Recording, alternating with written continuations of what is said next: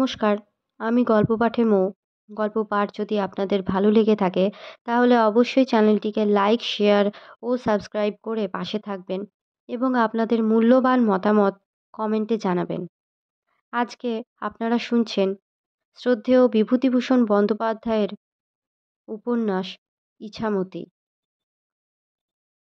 ভবানী বাড়ুজ্যে খোকাকে নিয়ে পাড়ায় মাছ খুঁজতে বার হয়েছিলেন। খোকা বেশ সুন্দর, ফুটফুটে দেখতে, অনেক কথা বলে, বেশ টরটরে। ভবানী খোকাকে বললেন, ও খোকন, মাছ খাবি? খোকা ঘাড় নেড়ে বলে, মাছ, মাছ, মাছ।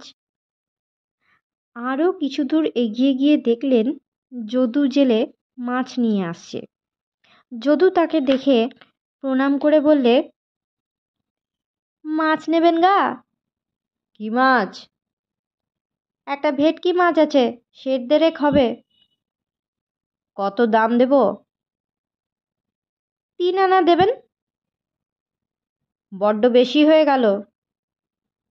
যদু জেলে কান থেকে বটেখানা নামিয়ে বললে, বাবু, বাজারটা কি পড়েছে ভেবে দেখুন দেখি। ছেলেবেলায় আউশ চালের পালি ছিল 2 পয়সা, তার থেকে উঠল 1 আনা, এখন 6 পয়সা। মোর সংসারে 6টি প্রাণী খেতি, 1 কাঠা চালের কম একবেলা হয় না। দুবেলা 3 আনা চালেরই দাম যদি দিই, তবে নুন, তেল, তরকারি, কাপড়, কবিরাজ, এসোজন বসোজন কোত্থেকে করি? সংসার আর চালাবার জো নেই জামাই ঠাকুর। আমাদের মতো গরিব লোকের আর চলবে না। ভবানী বাড়ুজ্যে দ্বিরুক্তি না করে মাছটা হাতে নিয়ে ফিরলেন বাড়ির দিকে। বিলু ও নীলু ছুটে এলো। বিলু স্বামীর হাত থেকে মাছটা ছিনিয়ে নিয়ে বললে, কি মাছ? ভেটকি না চিতল? বাহ! নীলু বললে, চমৎকার মাছটা। ও খোকা, মাছ খাবি? আয় আমার কোলে। খোকা বাবার কোলেই এঁটে রইল, বললে, বাবা, বাবা। সে বাবাকে বড্ড ভালোবাসে। বাবার কোলে সবসময় উঠতে পারে না বলে বাবার কোলের প্রতি তার একটি রহস্যময় আকর্ষণ বিদ্যমান। বিলু চোখ পাকিয়ে বললে, আসবি নে? না। থাক, তোর বাবা যেন তোরে খেতে দেয় ভাত রেঁধে। বাবা, মাছ খাবি নে তো? খাই, খাই তো, আয়। খোকা আবেদনের সুরে কাঁদো কাঁদো মুখে বাবার দিকে তাকিয়ে বললে, ওই দেখো, হঠাৎ আমায় জোর করে নিয়ে যাচ্ছে তোমার কোল থেকে। ভবানী জানেন খোকা এই কথাটি আজ অল্প দিন হলেও শিখেছে। এই কথাটা বড্ড ব্যবহার করে। বললেন, থাক আমার কাছে, ওকে একটু বেরিয়ে আনি মহাদেব মুখুজ্জের চণ্ডী মণ্ডপ থেকে। নীলু বললে, মাছটার কি করব বলে চান? যা হয় করো। তিলু কোথায়? বড়ি দিতে গিয়েছে বড়দার বাড়ির ছাদে। আপনার বাড়ির তো আর ছাদ নেই, বড়ি দেবে কোথায়? কবে কোঠা করবেন? যাও না, দাদাকে গিয়ে বলো না, কুলীন কুমারী উদ্ধার করেছি কিছু টাকা বার করতে লোহার সিন্দুক থেকে। দোতলা কোঠা তুলে ফেলছি। বিয়ে যদি না করতাম, থাকতে থুবড়ি হয়ে, কে বিয়ে করতো? এর চেয়ে আমাদের দাদা গলায় কলসি বেঁধে ইছামতির জলে ডুবিয়ে দিলে পারতেন। কি বিয়েই দিয়েছেন! আহা, মরি মরি। বুড়ো বর, 3 কাল গিয়েছে, 1 কালে ঠেকেছে। বিয়ে দিলেই পারতেন তো যুব বর ধরে। তবে থুবড়ি হয়ে ঘরে ছিলে কেন এতকাল? উদ্ধার হলেই তো পারতে। আমি পায়ে ধরে তোমাদের সাধ্যে গিয়েছিলাম? কান মলে দেবো আপনার। বলেই নীলু ক্ষিপ্র বেগে হাত বাড়িয়ে স্বামীর কানটার অস্বস্তিকর সান্নিধ্যে নিয়ে এসে হাজির করতেই বিলু ধমক দিয়ে বলে, এই, কি হচ্ছে? নীলু ফিক করে হেসে মাছটা নিয়ে ছুটে পালালো। ভবানী খোকাকে নিয়ে পথে বার হয়েই বললেন, কোথায় যাচ্ছি বলো তো? খোকা ঘাড় নেড়ে বললে, যাই। কোথায়? মাছ। মহাদেব মুখুজ্জের চণ্ডী মণ্ডপে যাবার পথে একটা বাবলা গাছের ওপর লতার ঝোপ, নিবিড় ছায়া সে স্থানটিতে। বাবলা গাছের ডালে কি একটা পাখি বাসা বেঁধেছে। ভবানী গাছটার ছায়ায় গিয়ে খোকাকে কোল থেকে নামিয়ে দাঁড় করিয়ে দেন। ওই দেখো খোকা, পাখি। খোকা বলে, পাখি? পাখি নিবি? পাখি? খুব ভালো, তোকে দেব। খোকা কি সুন্দর হাসে বাবার মুখের দিকে চেয়ে। না, ভবানীর খুব ভালো লাগে এই নিষ্পাপ সরল শিশুর সঙ্গে। এর মুখের হাসিতে ভবানী খুব বড় কি এক জিনিস দেখতে পান। নিবি খোকা? হ্যাঁ। খোকা ঘাড় নেড়ে বলে। ভবানীর খুব ভালো লাগলো এই হ্যাঁ বলা ওর। এই প্রথম ওর মুখে এই কথা শুনলেন। তার কানে প্রথম উচ্চারিত ঋগ্মন্ত্রের ন্যায় ঋদ্ধিমান ও সুন্দর। কটা নিবি? একখানা। বেশ, একখানাই দেব, নিবি? খোকা ঘাড় দুলিয়ে বলে, হ্যাঁ। পরক্ষণেই বলে, বাবা? কি? মা। তার মানে? বাই। এই তো এলি বাড়ি থেকে, মা এখন বাড়ি নেই। খোকা যে কটি মাত্র শব্দ শিখেছে তার মধ্যে একটা হলো ওখানে। এই কথাটার কারণে অকারণে সে প্রয়োগ করে থাকে। সম্প্রতি সে হাত দিয়ে সামনের দিকে দেখিয়ে বললে, ওখানে। ওখানে নেই, কোথাও নেই। ওখানে? না। চল বেরিয়ে আসি।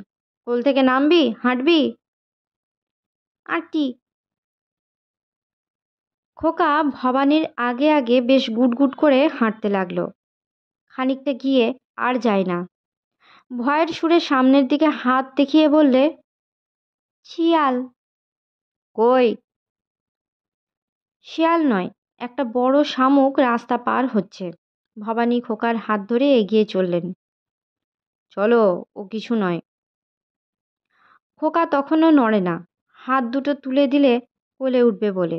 ভবানী বললেন, না, চলো, ওতে ভয় কি, এগিয়ে চলো। খোকার ভাবটা হলো ভক্তের অভিযোগহীন আত্মসমর্পণের মতো। সে বাবার হাত ধরে এগিয়ে চলল শামুকটাকে ডিঙিয়ে। ভয়ে ভয়ে যদিও, তবুও নির্ভরতার সঙ্গে। ভবানী ভাবলেন, আমরাও যদি ভগবানের ওপরে এই শিশুর মতো নির্ভরশীল হতে পারতাম। কত কথা শেখায় এই খোকা তাকে। বৈষয়িক লোকদের চণ্ডীমণ্ডপে বসে বাজে কথায় সময় নষ্ট করতে তার যেন ভালো লাগে না আর। এক মহান শিল্পীর বিরাট প্রতিভার অবদান এই শিশু। ওপরের দিকে চেয়ে বিরাট নক্ষত্র লোকে দেখে তিনি কত সময় মুগ্ধ হয়ে গিয়েছেন। সেদিকে চেয়ে থাকাও একটি নীরব ও অকপট উপাসনা। পশ্চিমে তার গুরুর আশ্রমে থাকবার সময় চৈতন্য ভারতী মহারাজ কতবার আকাশের দিকে আঙুল দিয়ে দেখিয়ে বলেছেন, ওই দেখো, সে বিরাট অক্ষর পুরুষ। অগ্নি যার মস্তক, চন্দ্র ও সূর্য চক্ষু, দিক সকল কর্ণ, বেদসমূহ বাক্য, বায়ু প্রাণ, হৃদয় বিশ্ব, পাদোদ্বয় পৃথিবী, ইনি সমুদয় প্রাণীর অন্তরাত্মা। তিনি আকাশ দেখতে শিখিয়েছিলেন, তিনি চক্ষু ফুটিয়ে দিয়ে গিয়েছেন। তিনি শিখিয়েছিলেন যেমন প্রজ্বলিত অগ্নি থেকে সহস্র সহস্র স্ফুলিঙ্গ বার হয়, তেমনি সেই অক্ষর পুরুষ থেকে অসংখ্য জীবের উৎপত্তি হয় এবং তাতেই আবার বিলীন হয়। উপনিষদের সেই অমর বাণী। এই শিশু সেই অগ্নির একটি স্ফুলিঙ্গ। সুতরাং সেই অগ্নি নয় কি? তিনি নিজেও কি তা নয়? এই বন ঝোপ, এই পাখিও তাই নয় কি? এই নিষ্পাপ শিশুর হাসি ও অর্থহীন কথা অন্য এক জগতের সন্ধান নিয়ে আসে তার কাছে। এই শিশু যেমন ভালোবাসলে তিনি খুশি হন, তিনিও তো ভগবানের সন্তান। তিনি যদি ভগবানকে ভালোবাসেন, ভগবানও কি তার মতো খুশি হন না? তিনি বহু দিন চলে এসেছেন সাধুসঙ্গ ছেড়ে। সেখানে অমৃত নিঃসন্দিনী ভাগবতী কথা ব্যতীত সকাল থেকে সন্ধ্যা পর্যন্ত অন্য প্রসঙ্গ ছিল না। অসীম তারাভরা যামিনীর বিভিন্ন জামগুলি ব্যাপে বিনিদ্র জ্ঞানী ও ভক্ত অপ্রমত্ত মন সংলগ্ন করে রাখতেন বিশ্বদেবের চরণ কমলে। হিমালয়ের বনভূমির প্রতি বৃক্ষপত্রে যুগ যুগান্তরব্যাপী সে উপাসনার রেখা আঁকা আছে তুষার ধারার রজতপটে। তাদের অন্তর্মুখী মনের মৌন প্রশান্তির মধ্যে যে নিভৃত বনকুঞ্জ, সেখানে সেই পরম সুন্দর দেবতার উদ্দেশ্যে প্রেমার্ঘ্য নিবেদিত হতো আকুল আবেগের সুরভিতে। আরও উচ্চস্তরের ভক্তদের স্বচক্ষে তিনি দেখেননি, কিন্তু তাদের সন্ধান নেমে এসেছে তুষার স্রোত বেয়ে বেয়ে উচ্চতর পর্বত শিখর থেকে। সে গম্ভীর সাধন গুহার গহনে রথনাভির মতো অবিচলিত ও সংযম আত্মা সকল অবিদ্যা গ্রন্থি ছিন্ন করেছেন জ্ঞানের শক্তিকে, প্রেমের শক্তিতে। ভবানী বাড়ুজ্যে বিশ্বাস করেন তাঁরা আছেন। তিনি সাধুদের মুখে শুনেছেন তাঁরা আছেন বলেই এ জুয়াচুরি, শঠতা, মিথ্যাচার, অর্থাসক্তি ভরা পৃথিবীতে আজও পাপ পুণ্যের জ্ঞান আছে। ভগবানের নাম বজায় আছে, চাঁদ ওঠে, তারা ওঠে, বনকুসুমের গন্ধে অন্ধকার সুবাসিত হয়। এইসব পাড়া গাঁয়ে এসে তিনি দেখেছেন সবাই জড়িজমা, টাকা, খাজনা, প্রজাপীড়ন, পরচর্চা নিয়ে ব্যস্ত। কেউ কখনো ভগবানের কথা তাকে জিজ্ঞেসও করেন না, কেউ কোনোদিন সৎ প্রসঙ্গের অবতারণাও করেন না। ভগবান সম্বন্ধে এরা একেবারে অজ্ঞ। একটা আজগুবি অবাস্তব বস্তুকে ভগবানের সিংহাসনে বসিয়ে পুজো করে কিংবা ভয়ে কাঁপে, কেবলই হাত বাড়িয়ে প্রার্থনা করে, এ দাও সে দাও। সেই পরম দেবতার মহান সত্তাকে, তার অবিচল করুণাকে জানবার চেষ্টাও করে না কোনো দিন। কার বউ কবে ঘোমটা খুলে পথ দিয়ে চলেছে, কোন ষোড়শী মেয়ে কার সঙ্গে নিভৃতে কথা বলেছে, এই সব এদের আলোচনা। এমন একটা ভালো লোক নেই যার সঙ্গে বসে দুটো কথা বলা যায়, কেবল রামকানাই কবিরাজ আর বটতলার সেই সন্ন্যাসিনী ছাড়া। ওদের সঙ্গে ভগবানের কথা বলে সুখ পাওয়া যায়, ওরা তা শুনতেও ভালোবাসে।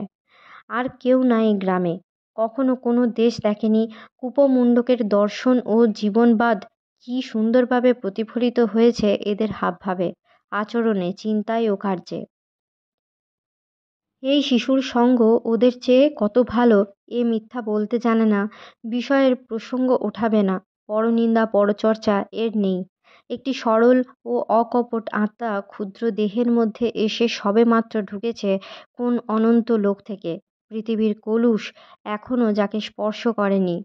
কত দুর্লভ এদের সঙ্গ, সাধারণ লোকে কি জানে? রাস্তার দুদিকে বেশ বনঝোপ।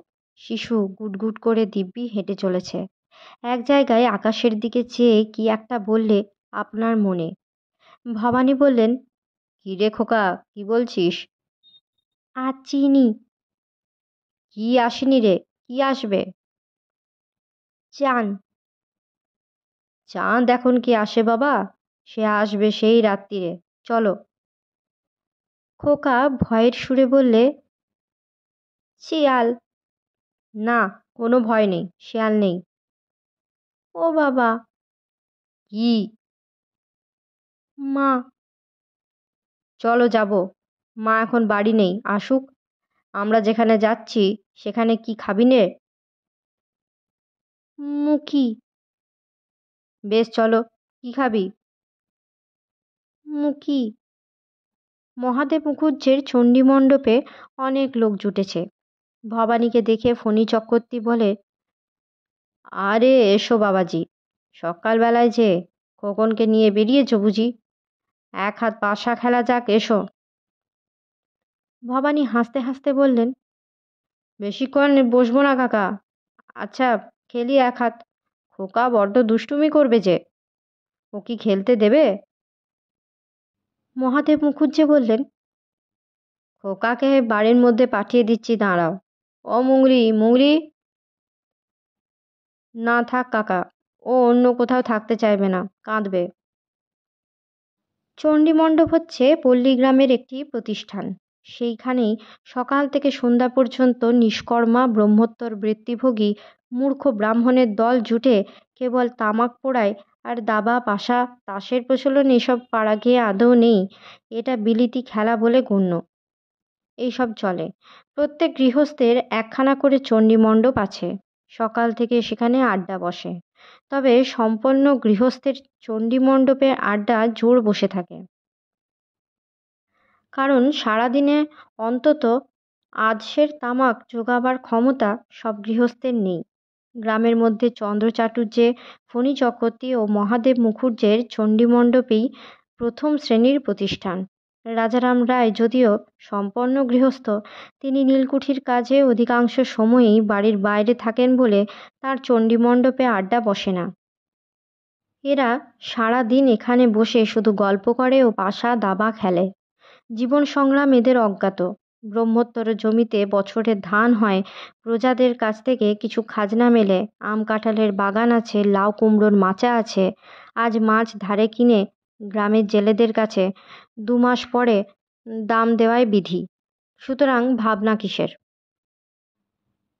গ্রাম্য কলু ধারে তেল দিয়ে যায় বাখারির গায়ে দাগ কেটে, সেই বাখারির দাগ গুনে মাস কাবারি দাম শোধ হয়। এত সহজ ও সুলভ যেখানে জীবনযাত্রা, সেখানে অবকাশ যাপনের এই সব অলস ধারায় লোক বেছে নিয়েছে। আলস্য নৈষ্কর্ম্য থেকে আসে ব্যর্থতা ও পাপ। পল্লী বাংলার জীবনধারার মধ্যে শ্যাওলার দাম আর ঝাঁঝি জমে উঠে জলের স্বচ্ছতা নেই, স্রোতে কলকল্লোল নেই, নেই তার নিজের বক্ষপটে অসীম আকাশের উদার প্রতিচ্ছবি। ভবানী এসব লক্ষ্য করেছেন অনেক দিন থেকেই, এখানে বিবাহ করার পর থেকেই। তিনি পরিচিত ছিলেন না এমন জীবনের সঙ্গে, জানতেন না বাংলাদেশের পাড়াগাঁয়ের মানুষের জীবনধারাকে। চিরকাল তিনি পাহাড়ে প্রান্তরে জাহ্নবীর স্রোতবেগের সঙ্গে, পাহাড়ি ঝর্ণার প্রাণচঞ্চল গতিবেগের সঙ্গে নিবিড় পরিচয়ের আনন্দে কাল কাটিয়েছেন। পড়ে গিয়েছেন ধরা এখানে এসে বিবাহ করে, বিশেষ করে এই কুপমণ্ডুকদের দলে মিশে। এদের জীবনের কোনো উদ্দেশ্য নেই, অন্ধকারে আবৃত এদের সারাটা জীবন। তার ওদিকে কি আছে কখনো দেখার চেষ্টাও এরা করে না। মহাদেব মুখুজ্জে বললেন, ও খোকন, তোমার নাম কি? খোকা বিস্ময় ও ভয় মিশ্রিত দৃষ্টিতে মহাদেব মুখুজ্জের দিকে বড় বড় চোখ তুলে চাইলে, কোনো কথা বললে না। কি নাম খোকন? খোকন। খোকন, বেশ নাম। বাহ, ওহে, এবার হাতটা আমার, দানটা কি পড়ল? কিছুক্ষণ খেলা চলবার পরে সকলের জন্যে মুড়ি ও নারকোল কোড়া এলো বাড়ির মধ্যে থেকে। খাবার খেয়ে আবার সকলে দ্বিগুণ উৎসাহে খেলায় মাতল। এমনভাবে খেলা করে এরা, যেন সেটাই এদের জীবনের লক্ষ্য। এমন সময় সত্যম্বর চাটুর্যের জামাই শ্রীনাথ ওদের চণ্ডীমণ্ডপে ঢুকল। সে কলকাতায় চাকুরি করে, সুতরাং এ অঞ্চলের মধ্যে একজন মান্যগণ্য ব্যক্তি। এ গ্রামের কোনো ব্রাহ্মণই এ পর্যন্ত কলকাতা দেখেনি, এমনকি স্বয়ং দেওয়ান রাজারাম পর্যন্ত এই দলের। কেননা কোনো দরকার হয় না কলকাতা যাওয়ার। কেন যাবেন তারা একটি অজানা শহরের স্বাদ অসুবিধা ও নানা কাল্পনিক বিপদের মাঝখানে? ছেলেদের লেখাপড়ার বালাই নেই, নিজেদের জীবিকার্জনের জন্যে পরের দোরে ধন্না দিতে হয় না। ফণী চক্রবর্তী বললেন, এসো বাবাজি, কলকাতার কি খবর? শ্রীনাথ অনেক আজগুবি খবর মাঝে মাঝে এনে দেয় এই গাঁয়ে। বাইরের জগতের খানিকটা হাওয়া ঢোকে এরই বর্ণনার বাতায়ন পথে।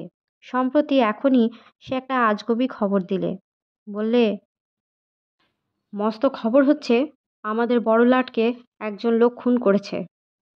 সকলে একসঙ্গে বলে উঠল, খুন করলে? কে খুন করলে?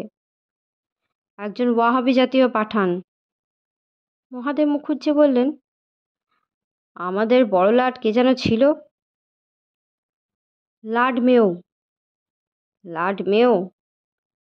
চণ্ডীমণ্ডপে পাশা খেলা আর জমল না। লর্ড মেও মরুন বা বাঁচুন, তাতে এদের কোনো কিছু আসে যায় না। এই নামটাই সবাই প্রথম শুনল। তবে নতুন একটা যা হয় ঘটল এদের প্রাত্যহিক একঘেয়েমির মধ্যে, সেটাই পরম লাভ। শ্রীনাথ খুব সবিস্তারে কলকাতার গল্প করলে। আপিস আদালত কিভাবে বন্ধ হয়ে গেল সংবাদ আসা মাত্রই। বেলা দুপুর ঘুরে গেল। খোকাকে নিয়ে ভবানী বাড়ুজ্যে বাড়ি ফিরতেই তিলুর বকুনি খেলেন। কি আক্কেল আপনার জিজ্ঞেস করি? কোথায় ছিলেন খোকাকে নিয়ে দুপুর পর্যন্ত? ও খিদে যে টা টা করছে, কোথায় ছিলেন এতক্ষণ? খোকা দুহাত বাড়িয়ে বললে, মা, মা। ভবানী বললেন, রাখো তোমার ওসব কথা। লাড মেয়েও খুন হয়েছেন শুনেছ? সে আবার কে গা? বড় লাট, ভারতবর্ষের বড় লাট। কে খুন করলে? একজন পাঠান। আহা, কেন মারলে গো? ভারী দুঃখ লাগে। আজকের মতো গল্প পাঠ এই পর্যন্ত। পরবর্তী অংশ নিয়ে আসবো পরবর্তী ভিডিওতে। সকলে ভালো থাকবেন, সুস্থ থাকবেন এবং পাশে থাকবেন। নমস্কার।